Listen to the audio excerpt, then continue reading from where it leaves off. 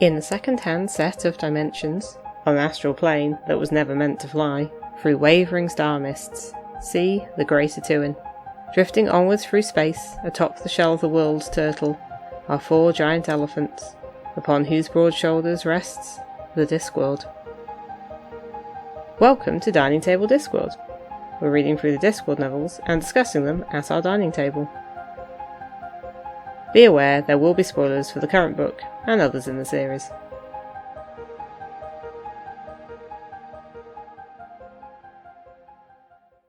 Hello, welcome to Dining Table Discworld. I'm Dave. I'm Cathy. And today we are on book 27.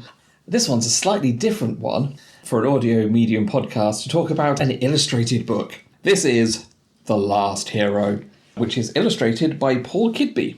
We're going to be talking a lot about artwork in this and Discworld art particularly, and I'm going to apologise now for referring to the previous covers author, Josh Kirby, as Jack Kirby, because I would love to see Jack Kirby illustrating Discworld. Don't think things quite lined up for that. No, there would be a lot of sci-fi Kirby crackles and things. But anyway, I apologise if I use the wrong Kirby. Anyway, so, Cathy, do we have a synopsis? They say the first hero stole fire from the gods, and now the last hero intends to give it back, with interest. Ankh-Morpork receives a message from the Agatian Empire saying that Cohen the Barbarian and the Silver Horde are making their way to Cori Celesti, home of the gods, with a massive explosive. The problem is that this will destroy the disc's magical field, effectively ending the world. In what turns out to be a literal moonshot, the finest minds of the city are brought together to work the problem, while the most irritating folk are locked away in a special committee. Eventually, the bold team of Leonard of Quirm, Captain Carrot Iron Founderson, and the reluctant wizard Rincewind are sent over the rim in an astonishing dragon-powered vessel. Meanwhile, Cohen, the Silver Horde, a kidnapped bard, and some old friends of theirs approach the vertiginous home of the gods at the centre of the disc. Will Cohen finally pay the gods back for allowing him to grow old? Will the crew be able to stop him in time? It's certainly a knotty problem. So, what did you think? So one thing I want to say before we really get going is it was highlighted to me that way back in our Like Fantastic episode, which was a while ago, I'd mispronounced Cohen the Barbarian's name. It was also told me that he was based on Pratchett's friend, the scientist Jack Cohen, which I hadn't realised. And I realised how silly it was because, of course, the way it's spelled, it's Cohen the Barbarian, but I think I was saying Cohen. And it occurs to me that's a silly mistake to make, but I think what happened is when I would have first read that book, I don't think I would have known anyone called Cohen. No. And I probably would not have seen the name. Well, it's that thing, and I think Pratchett uses it quite a bit, of people seeing words written down and assuming a pronunciation. And I think by the time I would have seen that name in TV and in life and in general and realised how it's pronounced, I think by that point my brain had already mentally assigned the name to that character for some reason, and I didn't even notice it until somebody pointed it out. So, and I can't now remember if I did that in Interesting Times as well. It is a thing that Pratchett plays with quite a bit. I mean, as well as having people whose spelling isn't great, because there isn't really standardised spelling on disc, it's just spelled how it sounds. But you also get stuff where, because he likes to play words and language so much, people will have said a word and then say it. So the first thing that popped into my head is when Cheery says lingerie to Angua, who thinks from it and goes, "Oh, lingerie." But that is how it's spelled. So yes, foolish mispronunciation or not realising something on my part, but again, something that is how these things go. I only read this book once before. I mean, you said it's a bit of an unusual one to do, but I suppose we have had one illustrated novel before, which was Eric. But that one I'd only read the unillustrated version previously. This one I think is even more illustration, which we'll get to. But when I read it before, I did enjoy it, but I don't think it stuck in my head very well. It was just bits of it, the kind of general shape of it, but not the detail. It didn't really sink in. So I think I didn't read it. Well, no, I didn't read it until I was at university. I think it was your copy that I read. So this is one we didn't have two of. No. But reading again, I like it. I think I was a little apprehensive because of how much we didn't really like Interesting Times. Yeah. But it's nowhere near as... Well, the stuff we didn't like about that isn't particularly in there. No, and there's lots of other stuff as well. And it's one of these ones where it's quite fun to see lots of different characters who don't normally interact kind of in a room together or looking face to face. And then you also have pictures of that as well. Yes. I think this one is possibly a gem that we don't necessarily people should go back to more, because I think the combination of the art and it's a nice simple story. It's not a complicated story. You've got a few. Well, I mean, you said that there is some complexity to it because it's Pratchett and there's Okay, layers. yes, okay, but it's not a long story. It's not a full novel length of story. No, it's a shorter story. Yeah, in terms of the text and the pictures obviously add to it. I mean, it's interesting that it's called a Discworld Fable rather than Discworld novel. Yes, which I think is quite thematic. I think it definitely benefits from having a good knowledge of the disc. Well, like, it's fun to see everyone together. Yeah, I think a lot of there's less kind of explanations about who the people are and. I think this is where the thing with Eric is that there was very much a story that you could take the pictures out of, because I did read that. But then when you read it, there were pictures there going, this is whatever the pseudo-Aztec bit was called, and this is a picture of this version of hell, and this is them like being over the disc. It was very much just, here's a picture that goes with what you're reading. Whereas this, it feels much more together, so there aren't really any character descriptions, because there don't need to be, because there are pictures of them, and the pictures are often labelled. And sometimes you see the picture before the person, sometimes you see the person's mentioned or speaks before you see the picture, but it's all there. I feel like if somebody hadn't read Discworld before and they read this, it would give them a good taste of quite a few different characters that are across different books. I think you're right that there's certain elements of them, of characters that you don't normally see interacting, makes this adds to the interest for your Discworld aficionado kind of thing. But anyway, we've got lots of things to talk about, so where are we starting? Well, I suppose, did we want to talk more about the pictures, or did we want to kind of go through the different sections of people and then circle back to the pictures? Tough one. Lady's choice. Both. If we do the plotline bits, and then we can... We'll cover that and we'll talk about the pictures, I guess two major bits, which is the Silver Horde and co. Yeah. And then Ankh-Morpork, although Ankh-Morpork then kind of gets split into Ankh-Morpork and the crew of the Kite. So, but everyone's initially together at first. So perhaps if we do the Silver Horde first. So, as for toned down from Interesting Times. Oh, by such a long way. I mean, I didn't mind reading the Silver Horde in this book. I think it's perhaps, because obviously this is the last appearance of the Silver Horde, spoilers there. And it's obviously the last time I've read them, so I think possibly this is the version that I remembered better than what we had in Interesting Times. So when we had that kind of very kind of gross old man kind of. I mean, there's still some of that. It's some of the things that Wizards and what we've not quite but only vaguely had in Nightmare Feegle is like, here's a group of guys and they're just this type of guy, and they're all kind of this type of guy but slightly different flavours, like they've got some identifying features, the main one being like one of them is in a wheelchair. They're less unpleasant. Yes. And whether it is that is they have been slightly civilised by ruling the engaged empire, or I mean, Truckle the Uncivil, who was the one who, particularly made the jokes that we found so unpleasant before, he still goes the bit, yes, but it feels a bit more Beavis and Butthead. Yeah, and and they do call him out when he comes close to doing some. Oh yeah, there was one bit they say don't be too uncivil. Yes. So have they been civilised? I wouldn't say they've been civilised, but certainly, perhaps an editor's note. But yeah, it's just like very general in there. Like it's somebody will say something, he'll just go her, which and I mean a lot of it's. Yeah, it's not. We didn't have any of the inappropriate jokes, so that was nice. A nice change. Yes. So it's like Cohen and the group. Yes. Again, kind of like how the Wizards are a bit like Rid, Cully and Ponder and the group. So they have that a bit. So it's kind of one last job, one last hurrah.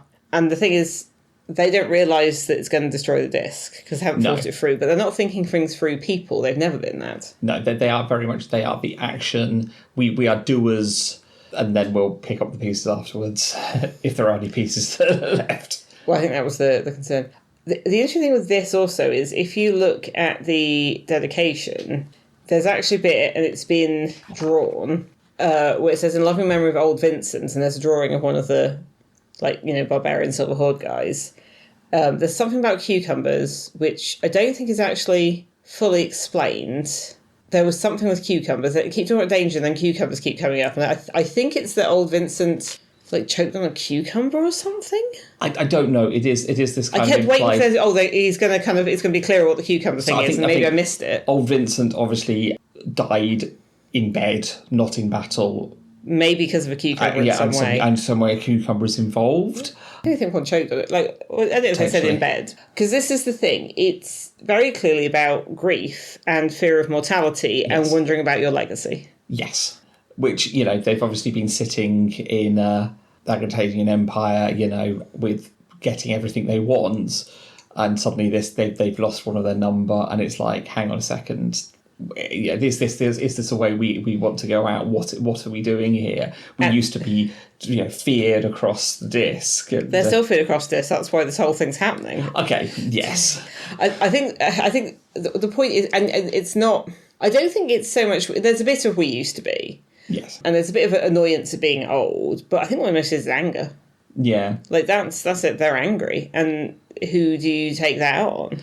And in the gods. This world, the gods are right there. And I mean, it's not until later in the book they find out how much they have to, be angry at the gods about. And it's also there's legacy is a big thing. So this is the thing, they've kidnapped a bard who seems to be some sort of quite foppish guy he's obviously not a Gaetian. He's from he's from Borogravia, isn't he? Yes. I think Borogravia.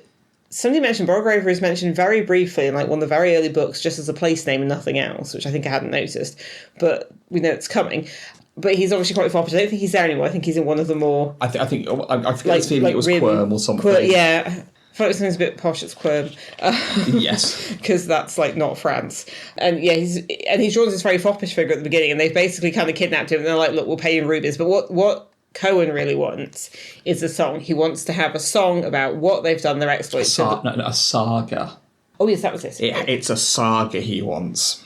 So, yes. So very specifically, So in my head, saga then immediately goes to Scandinavian, Icelandic thing, which I don't think is actually sung, but it's some sort of very long composition. Yes, about their great deed in which they are bringing fire back to the gods. Because this is the other thing, they clearly Pratchett very early on is using the Prometheus type myth, and in fact I think it's actually drawn in the kind of Greek style. I believe so, yes, as he flicks through the start of the book. Yeah, there's going to be a lot of page flicking noises in this because we're going to look at the picture. Yeah, you see done it in black figure. So you've got Blind Io with all his eyes around him pointing at this guy who's changed a rock with a bird on him, clearly about to do something. So yes, it's a Prometheus thing, except that the guy who stole the Five Gold is called Mazda. Yes. And I was like the car? I looked it up. It is a Japanese deity in some way that maybe associated with fire. I'm not sure because everything I looked up was sort of talking about why the company called themselves Mazda. And that's not quite what I'm asking, but it's something. There may be more to that, I'm not sure. Yeah. So the idea is that, the first hero stole fire from the gods, and so Cohen's bringing it back, because obviously the Gaetian Empire have a lot of gunpowder and explosives, because it's based on... I mean, obviously they've gun... No, they don't. Gunpowder's a bit of a... they've got cannons, but we never really see them in... Hubland's territory, but yes, the Gaelian Empire obviously has fireworks and they have specifically the kind of big war explosives. Yeah. And I think one puts it out in Paul, why did they give it to him? It's he's the emperor. Yes, he just took it. Yes. The other thing that mainly comes up a lot is Alexander the Great. Yes. He's not called Alexander the Great. What was the name they gave him? Carolinus? Yes. Basically, the bard keeps mentioning sort of stuff. So there's mention of the Gordian knot, which is the idea that there was some sort of prophecy somewhere. Gordia, I guess. Where's that? I don't know. That whoever broke this knot that was tied so tightly that no one could do it would become king. And then Alexander the Great's supposed to have come along and sliced it with his sword. There's also the idea, again, of legacy. Alexander the Great is a person around whom a lot of stories are kind of accrete and kind of have hardened, which I guess is also kind of Cohen's deal. The whole, I mean, again, it's more in the later poetry, but the idea, the whole, weep like Alexander, for there are no worlds to conquer. Yeah. The point is that, they've been everywhere. They've been everything. They've fought everything. They've literally taken an empire and ruled it. Yeah, so what else is there? I think that's the thing. It's partly what else is there, partly legacy, partly anger and grief. Their own mortality bit. So that's a kind of complex mix of stuff. And the thing is, none of them ever say this outright because they're not the sort of people. It just kind of is an undercurrent that keeps popping up throughout. And there's also that idea. So it's, again, the thing about being remembered, that there's that poem where there's the legs of the statue. And it's, again, I think that's choice to Alexander, because he's sometimes called Ozymandias. Yeah.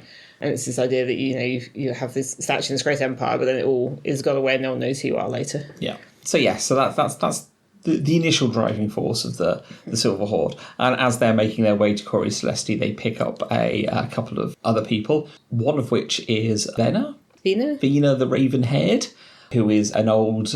Well, she's similar age to them, but she's basically an adventurer barbarian. But had previously settled down, got married. Now her husband has passed on. She's not quite picked up the battle axe again, but she's off. She's going on a kind of general quest, isn't it? Yeah, she's kind of there. Because she has a map. Everyone else has a map. Yeah, I mean, that links into the whole map thing later. So they run to her, and she joins up, I think, primarily to see where it goes. Yes. And we get Evil Harry, who is a classic... evil, the classic villain.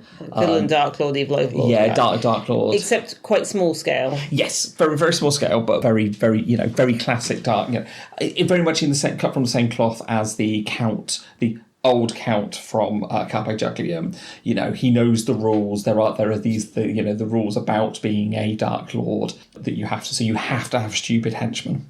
You can't have smart. You've got to have the stupidest henchmen, and he's followed around by 4 of the stupidest people he can find, and they are all comically silly. I think there's like a troll and some goblins or something. Yeah, and a skeleton. Oh yeah.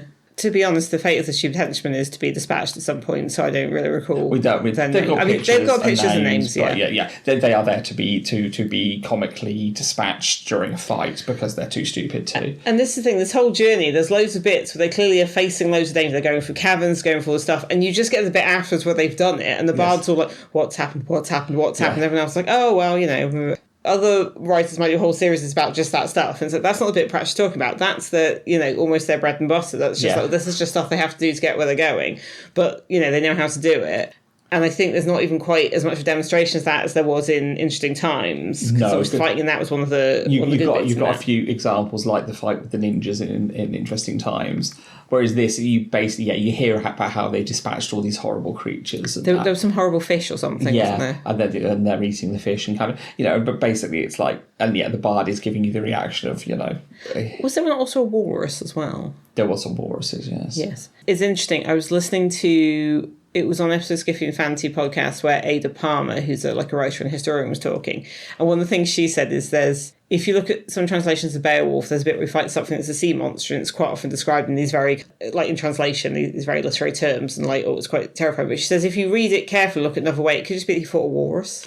I mean, I wouldn't want to fight a walrus, so hats off to Beowulf for that. I think it's just this idea that, it's some sort of water demon. It's like, it just seems to be a walrus. Yeah. But anyway, so Evil Harry is another fun. He's following them, he's joining in, because again, he also got a map, which is, a whole bit of a plot that comes together later. And, he's quite funny because... Yeah, as I say, he's following all these classic rules for evil. And everyone kind of respects him for it. Yes, because he's a classic, and even though he was small scale and, his dungeon was in his back garden or something, very... I thought there was something about an allotment in a shed. Yeah, these kind of silly ways of putting it. But, he was a classic, and that was quite he's quite a fun character who betrays them eventually. But he's supposed to betray them. Yes, that's what he was expected to. And he very, very clearly said so at the start. So I liked Evil Harry.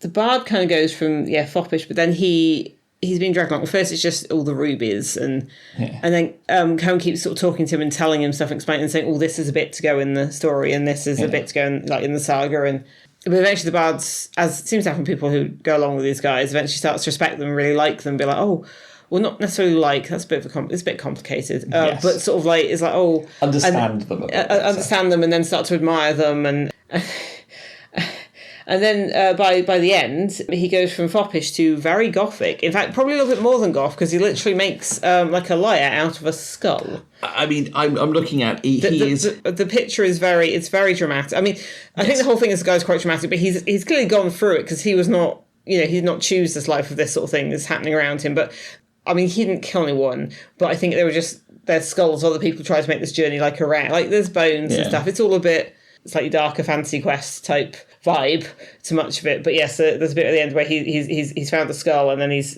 stuck some wood in it, and I don't know what the strings are made of, but he's basically made a lyre from a human skull, and he's looking very different to the beginning guy. I think there's a reference here that I think we're missing. I wouldn't be because he's not given a name, is he? But there's some stuff, and I can't quite think. It'll probably hit me at some point, or like I'll read it somewhere. But at the end, the last section with the picture of the it says, kid, said Harry, I don't even know your name. The minstrel's brow wrinkled. He wasn't certain himself anymore, and he didn't know where he was going to go or what he was going to do. But he suspected that life might be a lot more interesting from now on. I'm just the singer, he said. Play it again, said evil Harry. I feel that there's a reference, especially with the picture as well. Yeah, play again. Sam's kind of Casablanca, but that feels separate. No, that's fair. Also, I keep saying bard. Was it minstrel? I think at the end he's more of a minstrel than a bard kind of. I don't know what the difference between those things are, apart from the really bad one. Anyway, like the singing guy. But yes, the picture is very. I would describe it as kind of Diablo Necromancer for those who have. He's got a skull lyre. He's kind of looking a bit gaunt. He's got furs and. He looks quite haunted. Yeah. I don't actually get that reference either. But he's got like a skull on his knee, and he's. I think he's gone for definitely changed from the. Do we have it?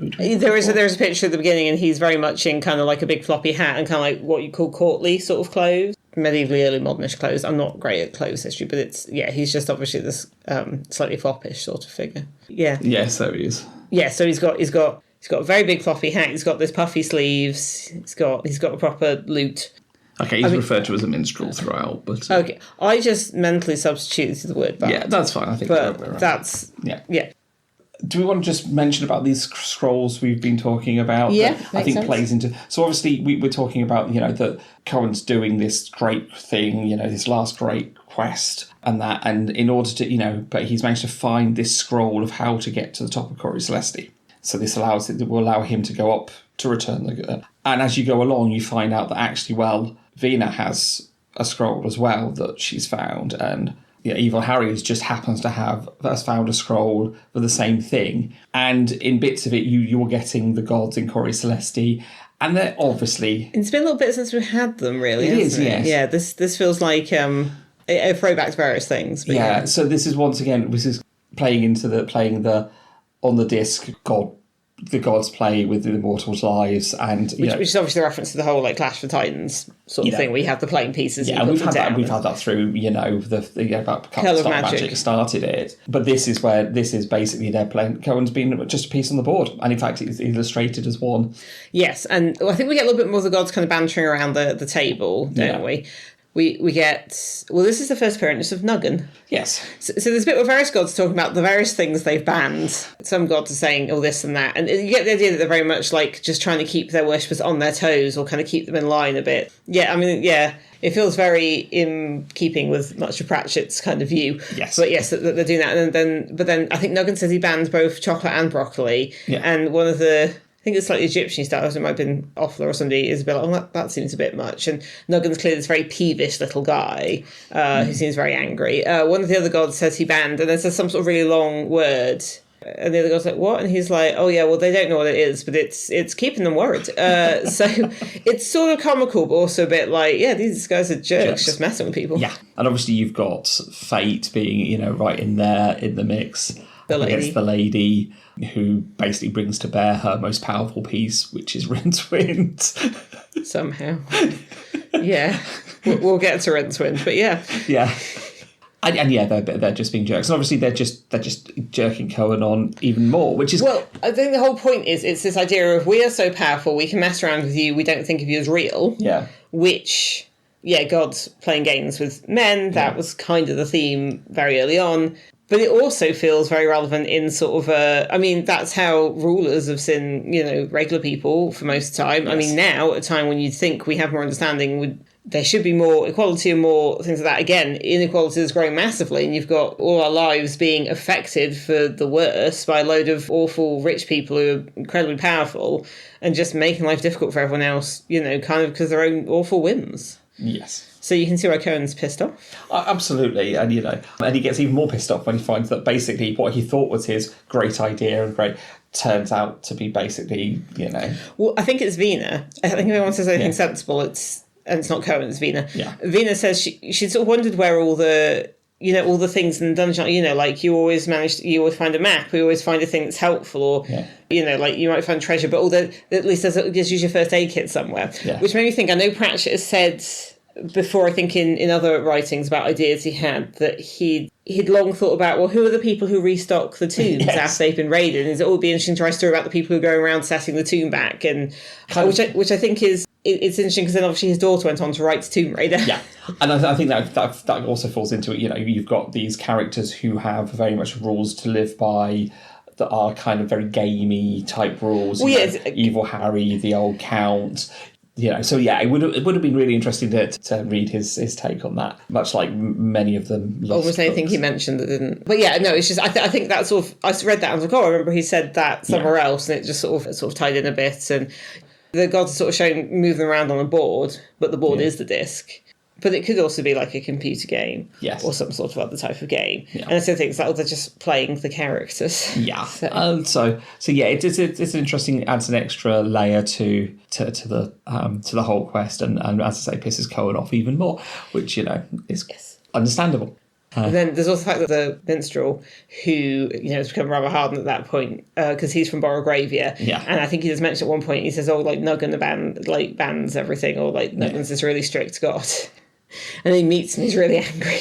Yeah, so at the end of the book, they do get to Cori Celesti. They do go, they have to dress up as gods to get in. Well, they don't have to. They decide that they're going to sneak in, but that's not their strong point. So they decide to, it's a very funny image. Yeah. I think a lot of Pratchett books have stuff where, like, this is quite a funny image that he clearly had in his head, and now he's done in the page, but often it's very cinematic. But with this, it's like, no, he can get a guy to draw it. Yeah. I do wonder... we'll probably get back to it, how much the interaction was between Pratchett and Kidby with how some of this was. But yes, it sort of shows Cohen as being the god of fish. So he's put like a giant fish head on his, over his head, like a weird hat. I think Truckle in Civil is like creepy Cupid. They're just, he's in like a nappy with a bow and arrow. But yes, they're sort of pretending to be, because when they get there, the gods again decide to mess with them further by letting them in and pretending by welcoming them as gods to the you know, basically they knew for a while, and then and it goes all downhill from there. Oh, sorry, just thought before we get to the full gods bit, just before that, so Cori Celesti is the mountain, it's the massive spire that's the sort of centre, and then Dun Manifestin, which is quite commonly the name of where the gods live. So it's kind of like you've got a physical mountain, but they live in like a kind of realm on top of that, which again, I think it's, although the gods come in a few different, you know, there's kind of Egyptian flavoured ones and different ones, it's largely kind of like Greco-Romanish. Yeah. But the point is that Cori Celesti is so tall that when they get on it, gravity changes so that although they're going up, it looks like they're going sideways. And if you look behind you, you can just see all of the disc. So that's a bit, I mean, and the Silver Horde aren't too bothered by it, but I think it kind of freaks out the minstrel. Yeah, that's fair. And it's interesting because it just ties in with a theme that some people I was talking to were saying about writing like about life as like a quest or like a journey, and then they're talking about like, oh, well, if you get to a mountain and you look back and behind you can see all the things you've done, and there was almost talk about, well, is it the journey and the things you've done when you look back that's important, or is it getting to the summit? And I mean, very much in this, the summit is going to death. So you're like, oh, okay. And I think it being sort of sideways as well, it just kind of made me think of that. Like it's almost a bit of an obvious metaphor, but I think it's done well. Yeah, yeah. But yes, perhaps we'll come back to the ending, because obviously this is that we have the two Scottish plot lines come out. So if we go to Ankh-Morpork now. Yes. I feel like all the Ankh-Morpork stalwarts in it, except for Dibbler, who does not appear once. No. But I would like to start with the... Sure. The way that the patrician finds out about what's the Cohen's plan, and that is because a wandering albatross brings him a message, and I like that because that was the same thing that happened at the start of Interesting Times. Yeah. It was a wandering albatross that brought, and I just liked that continuity that in the wandering albatrosses. So this is where we see Vetinari's amazing communication and committee skills, which we tend to just sort of see fairly one-on-one before, like when he's talking to Vimes, or occasionally when he's dealing with some other people and he has to shift mental gears a bit. Senior guild members. You sort of see some meetings, where you've got like the kind of, it's not quite the council, is it? But you've got various people meet and stuff. Yes, but you see him interacting with a lot more characters rather than his usual kind of circle. So first of all, there's the thing that like, well, we have to do something or the disc will be destroyed. And Ponder Stibbons has explained this, like, because if you blow up Cori Celesti, because the magical field of the disc seems to go in a kind of like I guess, hemisphere. Or we Suppose can makes sense. we can find the explanation. We can find Ponza. Do we? Okay.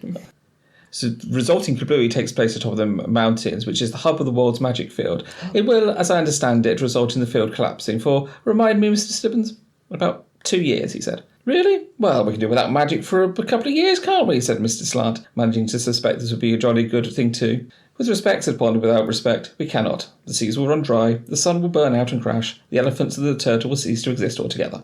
That will happen just within 2 years? Oh no, that will happen within a few minutes, sir.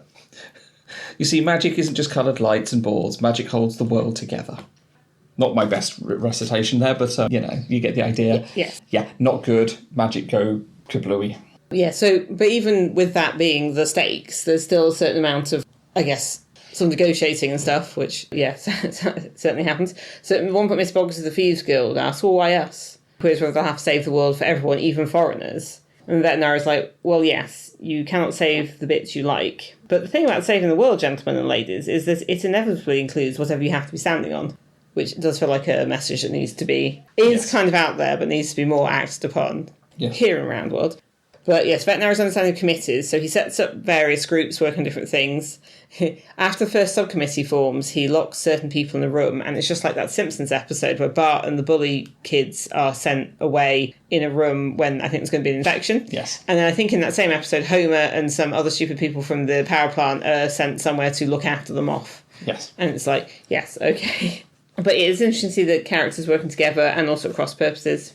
It is a very male crowd, so although veterinary is saying gentlemen and ladies, there is a bit where I think there's a point where Mrs. Palm says something when they're talking about how to deal with Cohen. Because the problem is, how do we get there and how do we stop him? Because considering where he is, you can't follow him. There isn't time.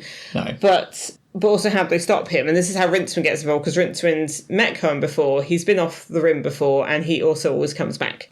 Yeah, because they were talking about they also can't do what they did with Rincewind in Interesting Times, because the magic field around Cori Celesti means that there's no way they could teleport somebody. No, everyone would end up like that kangaroo. Yeah. Poor kangaroo. But yeah, so it's a very male crowd. I think there probably were less women in this than there were in the actual Apollo missions. Yes. But, I mean, Lady Sybil's work on dragons is featured. So what happens is Land of Quirm is brought in as, like the genius and the lateral thinker, and he basically points out that the way to get to the top of the world is to go down very, very fast. And eventually, if you go down enough, you go round, and then you basically get orbital mechanics. Yes. Which is just invented. It's basically pointing out that the moon does it every single day, and so why can't basically to do the same thing, just go under the disc and get slingshotted up and back round and drop onto Cori Celesti. Yes, and then the main sort of propellant for this is the swamp dragons. Got to be swamp dragons. Yes. So I mean. So Lady Sybil is not in it. I think Vimers has like one line or one point and that's it. Yeah. But her work is in it because there is a whole page of drawings of different dragons. Yeah. And then there's a key where it has all the little names of them. And it says this is specifically from Lady Rampkin's book. It's also interesting that the one thing that seems to perturb Vetinari is upsetting the Sunshine Sanctuary. It's like, well... Yeah. Upsetting their proprietress, I'm sure. So it's just interesting. I'm like, the only thing Vetinari seems worried about amidst all of this is annoying Sybil. Although I have to say, I imagine Sybil will be very interested in the diet that the Leonard of Quirm came up with for the dragons in order to help stop them exploding. Yes. Also in the leaf on the moon. Yeah, well, and also all those dragons that live over the rim. Yeah. Yes. Yeah. So, I mean, it's kind of... cool that she's sort of featured, but it's also sad she's not there. Yeah, I think this is... They're using her work and not crediting her, like the early space mission. I don't know that NASA didn't credit people. I think it just was ignored more broadly. I think in this you've got so many characters. It is a shame. I mean, Vena is really the only significant female character if we ignore the gods, because But even then, it's just the lady mostly. Yeah. I can't think of a particularly. So yeah, it's a bit of a shame we don't see too many. I think that goddess with the penguin from Small Gods has a line. Yes. But yeah, and again, Mrs. Palm has a line, but yeah, it's going to the moon is just a very masculine thing for some reason. Although that's kind of getting ahead of ourselves slightly. It's also interesting that it says that it wasn't the end of the world that was concentrating minds on Julie, because that's a general and universal danger that people find hard to imagine. But the Patricia was being rather sharp with people, and that was a specific and highly personal danger that people had no problem relating to it at all. That is fair. So basically, Leonard of Quirm comes up with orbital mechanics, creates basically a spacefaring vessel. He creates a way of harnessing the dragons and feeding them so they work as propellant. Rockets. Yeah. Well, okay, I suppose the food's the propellant. Anyway, no, I don't know. The food's the fuel. Yeah. He comes up with various other inventions. So this is the thing. The book also has various bits where you've got Leonard of Quirm's scribblings. And the things you could read through and just kind of flick past those and go, oh, okay, yeah. Because, and again, it's very much, it's in the style of Leonardo da Vinci. That's, obviously his thing. But then if you look at them, you can see there's details. And there's stuff like the writing's done in an interesting way, so that it looks a little bit hard to read, but is actually understandable. But there's also sort of little side things he's doing. So because quite often he wants to paint stuff, he designs 3 different kinds of spacesuit. Yes, which were quite interesting because for the 3 different people. And I mean, it's only in the pictures it mentions levity, which is the opposite of gravity. Basically the idea of weightlessness, but he just refers to it as levity. But because he anticipates there will be levity, he invents the pan that will stick to anything. Yes. Which is just, again, vaguely mentioned at one point, and then it keeps sticking to people. And the fact is that he basically has resources. Bearing in mind he's normally in an attic somewhere in the palace just coming up with things but kept out of the way. And he just comes up with all the stuff, and he basically is inventing all of this. Ponder's kind of helping out a bit where he can and having explained to him. Although Ponder later becomes mission control. Yes. Basically. But he just basically has all these apprentices from him. I kind of think they basically clear out the Street of Cunning Artificers, the Alchemist Guild, and anyone who's handy with a saw. Yeah. And they're basically, because they have to go to the rim, so they're building these things on boats as they sail to where they're going to do the thing. Yeah. Yeah. So that's like a lot. Again, it's unfeasibly short amount of time, but again, it's a fantasy novel. I think the thing is with this book throughout, the time scales are a little strange. Yeah, because you don't really. It's kind of a quest thing. You know that Cohen and crew are traveling quite a lot, but you don't. There's no sense of time. No, and same with the other storyline. You know. Practically that it must have taken a while, the idea to build the kite, even with the amount of manpower you've thrown at it, it would still taken 6 weeks, It feels like it's a week at most, maybe a few days. But the book kind of makes it feel like it. Yeah. I mean, it does go back and forth, and there's other bits it goes into. So the vessel is called the Kite because it looks like a bird, like the bird, the kite. But it looks like a kite holding a fish, but the fish is the lake stage that gets released. I know, Space Defense. I mean, we have been watching For All Mankind for a bit now, so I think I'm probably in like the best headspace I can be for this sort of thing, whilst also not really understanding much of it. The fish is kind of a stage booster. There you go. It's like you've got to think of the kite more like the shuttle. Yes. No, I'd understood that. And the fish is the booster stage, the big booster rocket stage. Those big orange things that are on the shuttle. Full of fuel. Yeah. And I've seen a video of a shuttle. So that's it. That's the... Sure. Except but it's like full of wooden, dragons. And made it, yes, and wooden, one looks like a fish, one looks like a bird, and then, yes, full of dragons. Because why not make it look fancy? Yeah.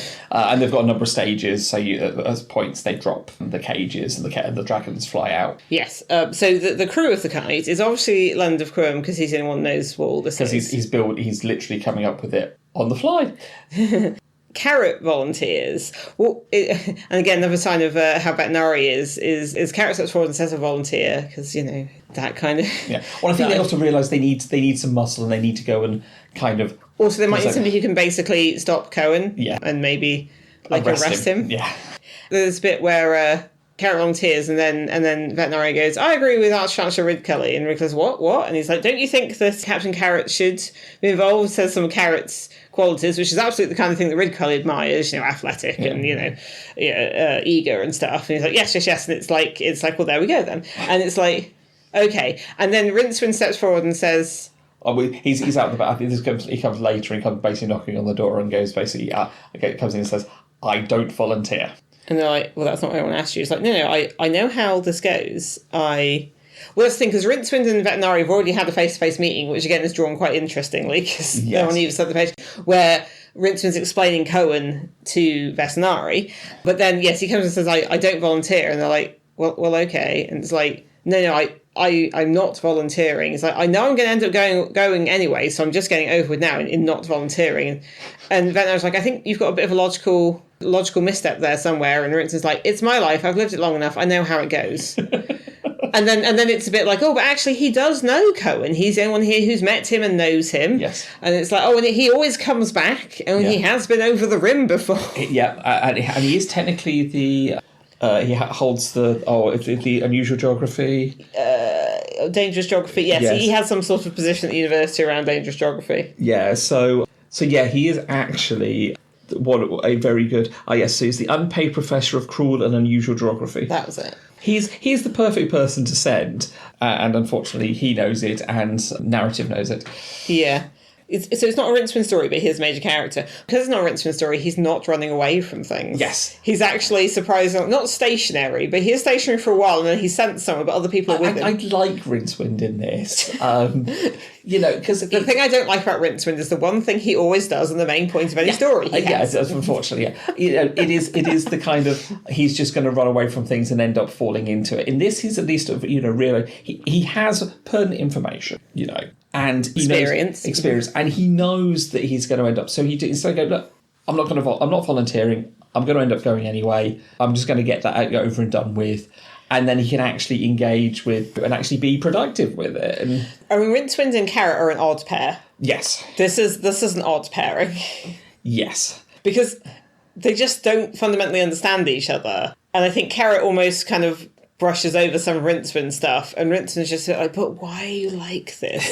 And then there's a bit where, I think Carrot's asking they should have a name, and they don't really have a name. Like, they're not astronauts. I know the Kroll people are Chelonauts, which makes sense because turtle. I mean, Kroll is a little bit of a mission here. I mean, at one point, Rincewind asks if they're anywhere near Kroll, because obviously he's been, and they're the ones who are the space folks. So one assumes they've been doing a bit more, to be honest, but apparently we're not too bothered about that. And they're like, oh, no, we're far from Kroll. And then Rincewind's a bit like, so, but what about the circumference? Which, again, we haven't seen since Colour of Magic. No. But, yes, the offence that Kroll have put, I think not around the whole of the disc, but certainly a lot of the rim. Huge chunk of it. So they have to kind of blast through that, so there's some fire ships. Oh, that's the thing that Lord Vetinari describes as a knotty problem. Yes. So that somebody has said that phrase before Cohen says it at the end, just so that we're aware of that as a phrase that exists. Then at one point, so they never really come up with names, they're just like the crew of the kite, and then at one point they Rincewind comes up with a motto, and it's basically, we who are about to die don't want to. Which is fair. Yeah, they're a bit, but it's good. It's a good crew, and we do also get the fourth unexpected member of the crew, the stowaway. Yeah, who is the librarian, mainly because they basically curled up to go to sleep somewhere. Turned out that they were doing it on the kite and got taken along. I like the way there's no ladies on this, but an ape got to go. Like, all right. Yeah. Well, it's one of these things where you sort of have your space mission. We're like, well, we're going to do this circle round. This is where the line goes. Oh no, something's gone wrong, and now we have to figure out what's happening. Ankh-Morpork, we have an orangutan. So then Ponder's trying to figure out orbital maths there, a thing that's only just been invented by somebody else that wasn't him. He has to basically recalculate a trajectory and based on the fuel they've got, and it's spacey stuff. It's very spacey. If you've watched Apollo 13 or For All Mankind or anything else, things where people go in space in a vaguely realistic sort of way. Yeah, you kind of know that, and it's quite a cool little. So I mean, it's quite good because they go under, and what they do is they're not going under the turtle, but they do go between the legs of the elephants, and that's drawn. And then they find, so they don't have enough fuel because the librarian's there, and that's affecting things. And then it's like, will they have enough air as well? Because I think you need fuel and you need air. Neither of which they have enough of because there's 4 of them instead of 3. So Ponder tries to figure out where, and then he sees, I think I know where there might be air, which is where, again, this gets a bit more fancy. And so he sends him to the moon. Yes. So suddenly it goes from very Apollo 13, hard sci-fi, to Jules Verne. Or one of C.S. Lewis's spacey sort of books. It's a bit like, it's that whole kind of planetary romance, I believe was the name of it at the time. A bit like, people will go to the planets where, of course, there's air and plants and other people. And it's not quite John Carter of Mars because there's no people. But, that kind of, the sort of planetary stuff. So They go to the moon, and on the moon there's lots of this silver. When they went over the rim, they saw there were all these little dragons hopping at the rocks just underneath the thing, and they're like, "Oh, well, the swamp dragons must be related to them." But then on the moon, they find lots of these silvery dragons. But the thing with those dragons is they don't flame out the front; they flame out the back. And then Carrot actually mentions Errol. So there's just a lot of callbacks in this book. So Errol from Gars, and Carrot says, "Oh, we thought he was a bit of an oddity, but maybe he was a throwback." Yes. The dragons on the moon are taking little bites of all this silver. There's basically all this silver vegetation everywhere. Yeah. Of course, interestingly, in the pictures, because that's described, the pictures are just the moon, like cratery white rock. So that's where there's a slight disconnect. I think it's the kind of show, because you've got bits where it shows sort of them sort of being on the moon. It shows the scale of it, because that's one thing. I mean, yes. And I mean, some of the stuff from this book was in the Designing the Discworld exhibition that we went to go see kind of start of the year. And I mean, if people get a chance to see it, do go, because Kidby says a lot of stuff about where ideas came from. And there's a few things in this book which are actually like background sketches that he actually fleshes out later and has made more into full colour pictures. But there's this one bit where it shows just the four of them on like a slightly rocky there's a rocky landscape, and then there's just this massive elephant's head, and it's just the scale of the thing is ridiculous. And obviously this book, you can see the disc, and you can see Cori Celesti in the centre. There's this tiny little pinprick. This tiny, and this elephant is massive. I mean, the moon looks enormous, but I think it's just that it's far away. But I mean, they're quite small on the moon. I mean, scale is I think, but I mean, it's this one. I have to make a lot of sense. But it does give. It's not necessarily accurately to scale, but it does give you an idea of scale of how massive these things are. Yeah, because I think later on there's like a sort of sketch of Leonard Quirm sketching, which is interesting, because obviously there's a lot of stuff about how Leonard Quirm is a painter and his art as well as his technical stuff, and obviously Kidby's done a lot of drawings in that, and also taken the artist in him as a big part of it, because it sort of shows that it has the original version of the Mona Og, which I quite like, and is the one I think of as regular. And then when we went to the exhibition, Paul Kidby done like a different version of the Mona Og, who looks sort of skinnier, and I was like, oh, she looks different, and that's not. Oh, I didn't like that one as much. But anyway, that's just my opinion. But that's also where we get the Rincewind scream picture that's based on the screen, but it's Rincewind on the moon. But yes, it's just that you have these kind of barren moon like landscapes in the pictures, but then the book is describing all these foliage. So they go on the moon to get air, and then they get more dragons, and they're like, oh, the dragon seems like this, and they feed their dragons loads and loads of this vegetation, even though the other dragons on the moon are only eating a little tiny bit. So they weren't paying attention. So. No, but there is a bit where Leonard Quirm basically falls unconscious, and Ponder's trying to deal with it, but he doesn't understand how the ship's built. And then Veterinary tries to get involved, and Ponder's a bit like, I'm sorry, I think you have like an arts background, and I'm going to be more like a science rocket wizard. But then he's got this math things, but Leonard Quirm has labelled things based on, because Leonard Quirm is a polymath, so he's labelled things based on different. So the autopilot is named after a legend about a ship that sailed itself, and so they're trying to tell Carrot and Rincewind what they're supposed to do. The veterinary comes in with his arts education or his cultural background and goes, yes, turn this thing on. And it's just this great thing of a bit like, well, I'm sorry, I don't think you're really sciencey enough for this. And then it's like, no, actually, arts education is useful too. Yes. So yeah, it's just that bit. Anyway, yes. So they do their loop under the disc. They come rocketing literally up because, off the moon. Basically, gate crash done manifesting right while Cohen and co are basically facing down with the gods.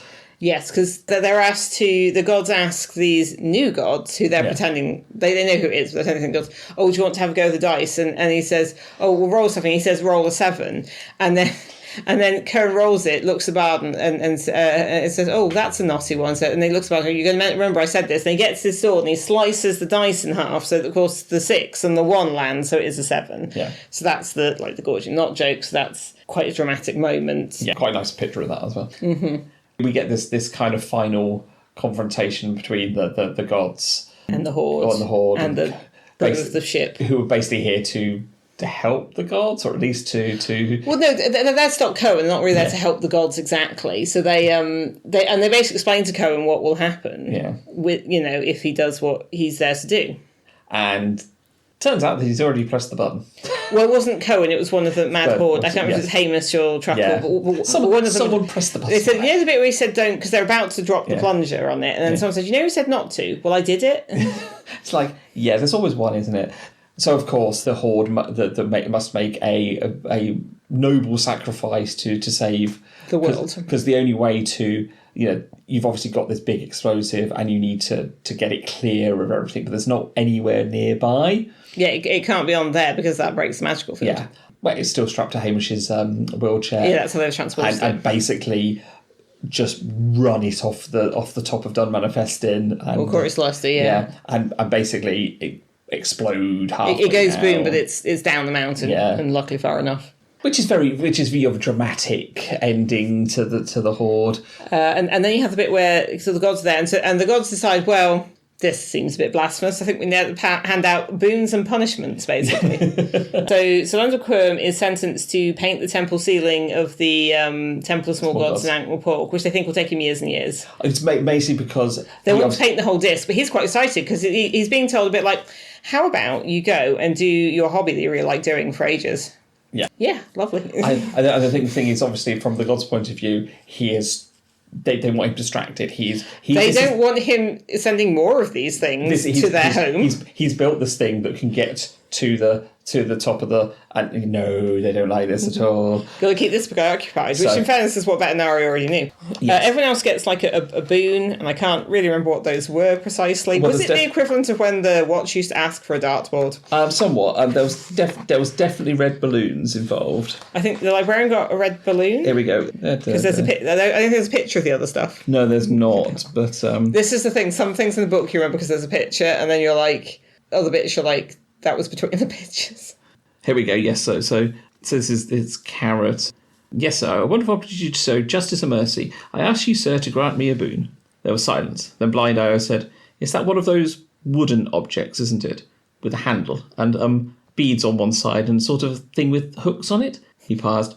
"Do you mean one of those rubber things?" "No, sir. That would be a balloon, sir. A boon is a request."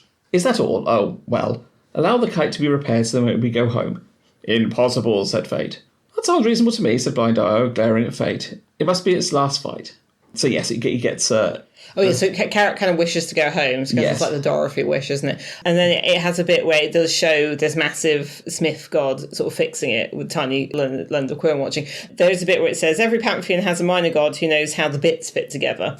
And then it says, Vulcan, Wayland, Dennis, Hephaestus. Yeah. The thing with that is that obviously Vulcan and Hephaestus are kind of the same kind of dude.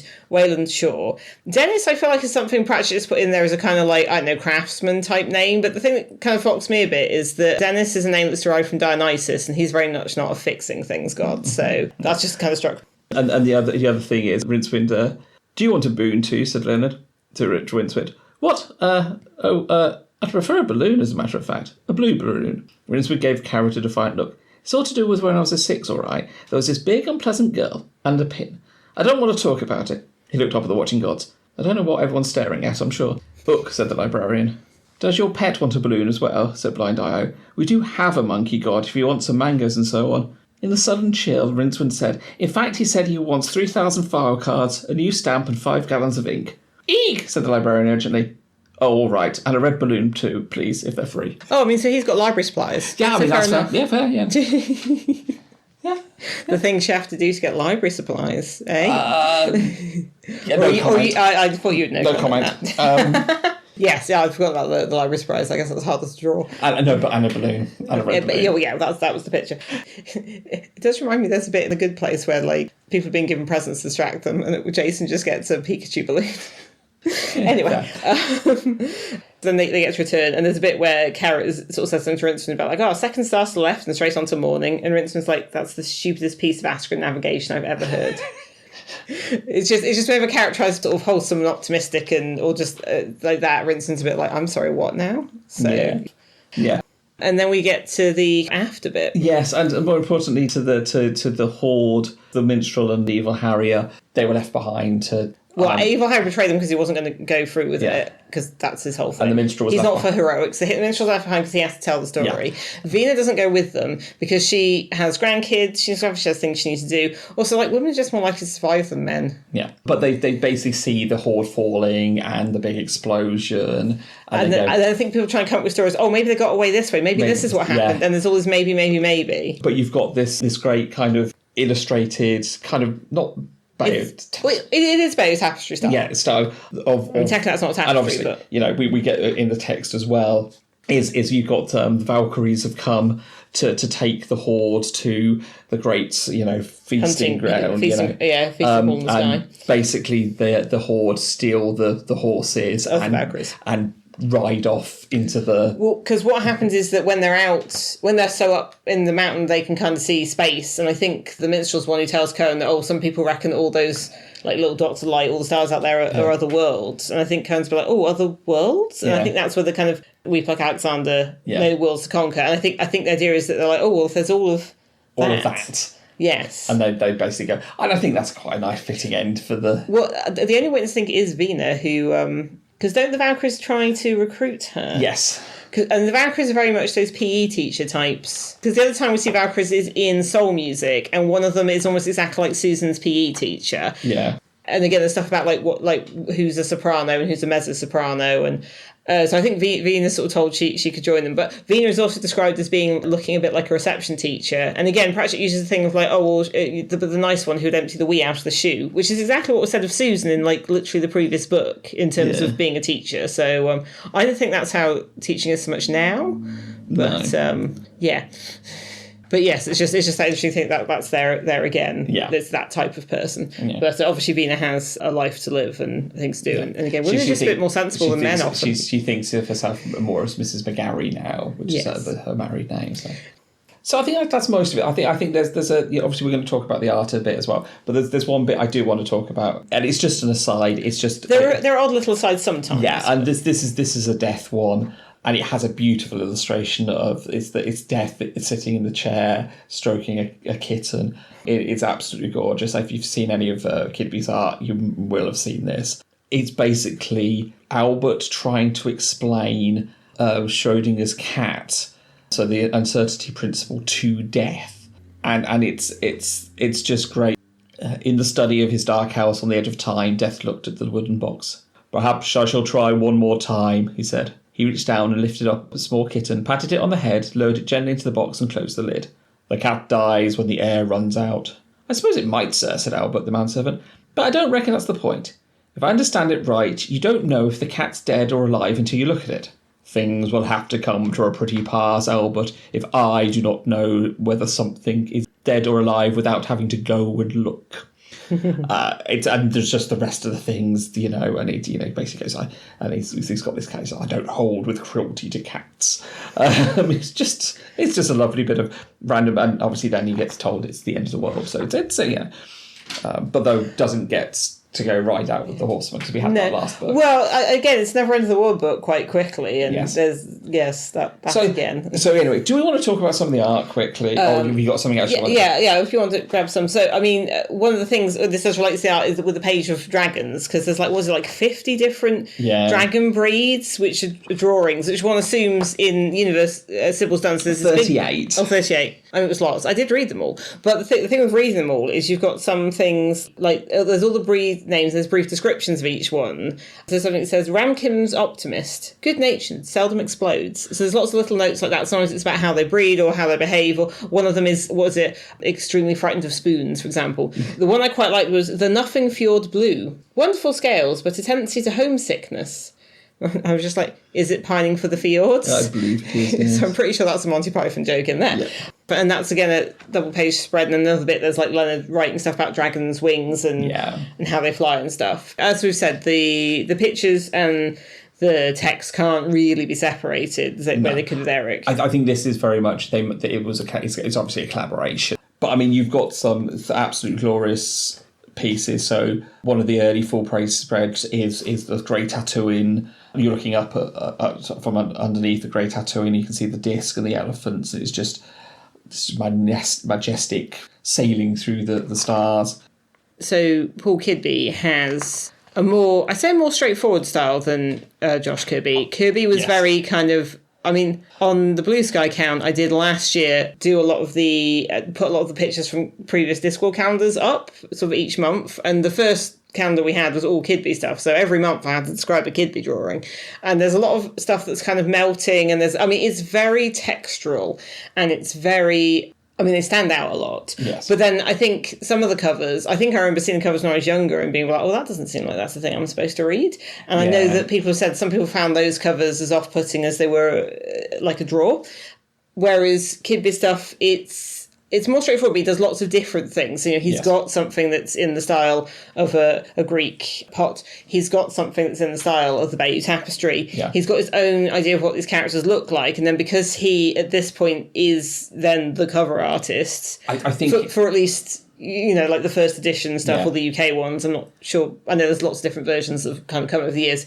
His idea of the characters is very much, I think, what people see. Yes. And again, the whole designing the Discworld exhibition is about how he's set a lot of the visual style for it. I think it is. You can look at Kirby's stuff and see what Kidby's taken from it. So there's definitely a path you can look at Kirby's Rincewind and see it definitely how it morphs into. They're not completely different, but it's obviously stylistically changes. But I think he's taken these, he's looked at them and gone, I'm going to flesh them out. I'm going to, But I think, yes, Kirby's work, Kidby's illustrations, much because there'd been so much more of them. He's been doing it for he is still doing it. Yeah. His vision is what. That's where a lot of the merch comes from. Yes, and they're lovely pictures though.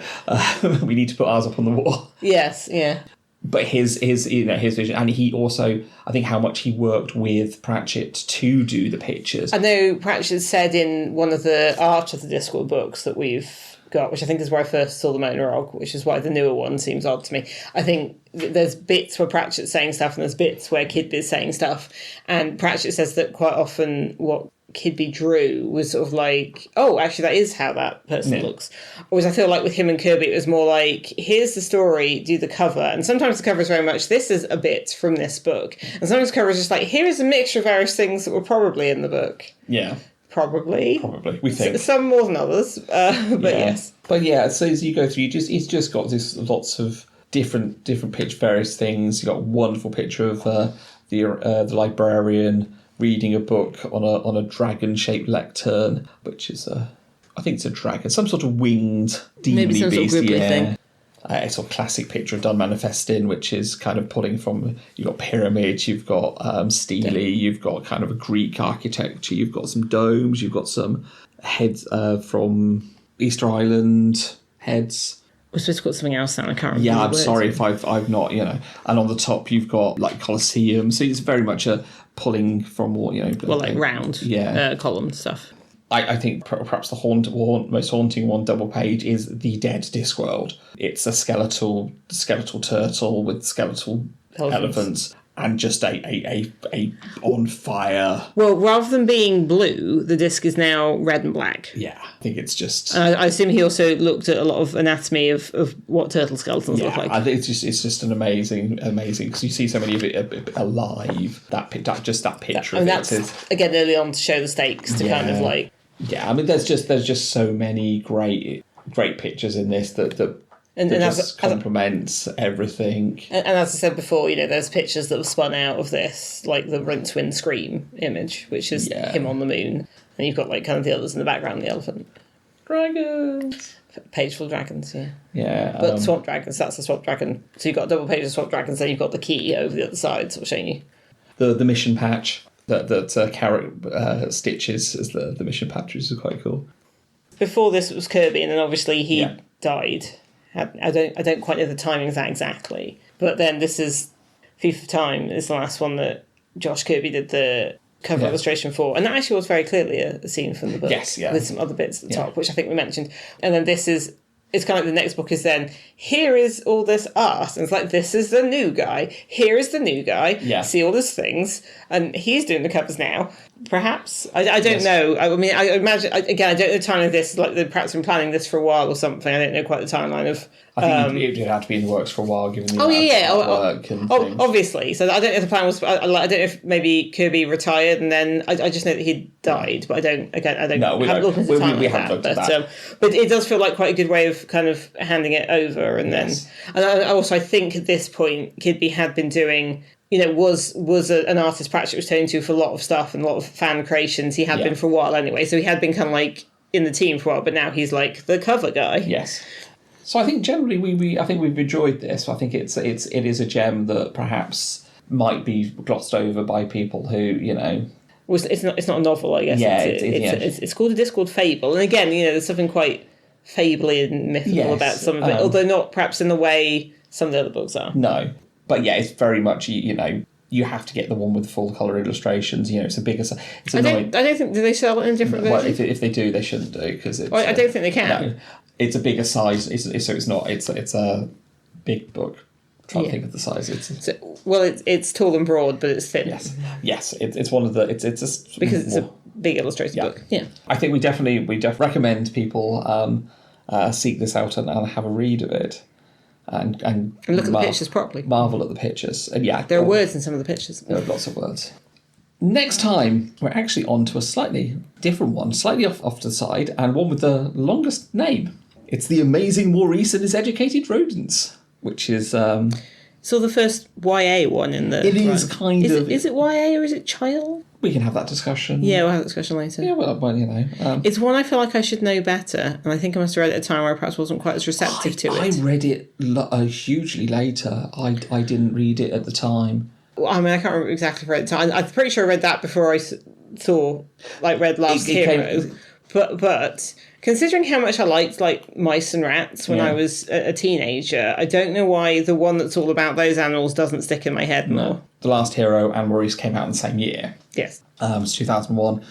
So yeah, I don't think I read it. Wasn't it until I got the discard copy from work? That's beside the point.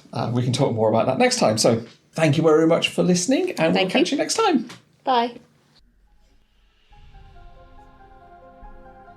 Thank you for listening to Dining Table Discworld. You can find us on Facebook at www.facebook.com/Dining Table Discworld. You can also find us on BlueSky at dtdiscworld. All our other contact information and credits for our music can be found in our show notes. Thank you for listening again, and we'll see you in our next episode.